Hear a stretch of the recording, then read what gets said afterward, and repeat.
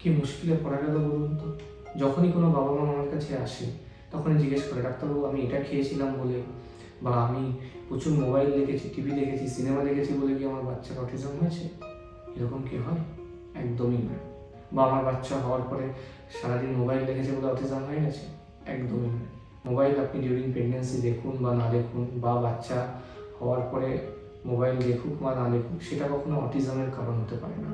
হ্যাঁ, সেটা হয়তো হাইপার অ্যাক্টিভিটি বা কখনো কখনো হচ্ছে বাচ্চা যদি হওয়ার পরে মোবাইল দেখে সেক্ষেত্রে হাইপার অ্যাক্টিভিটি বা একটু কমিউনিকেশন দিলে আমরা দেখতে পাই, কিন্তু তার মানে এই নয় যে অটিজম হয়েছে। সো এই ভুল ধারণাগুলোকে আজকে আমরা ভাঙি চলি। অটিজম হয় কেন? অটিজম হয় দুটো কারণ, একটা হচ্ছে জেনেটিক কারণ, একটা হচ্ছে এপিজেনেটিক কারণ, মানে হচ্ছে এনভায়রনমেন্টাল কারণ। জেনেটিক কারণে দুটো ভাগ আসে, একটা হচ্ছে বংশানুক্রমিক, আর একটা হচ্ছে যে আমার বাচ্চার শুধুই বাচ্চার জেনেই সমস্যা হয়েছে। তার অনেক কারণ হতে পারে।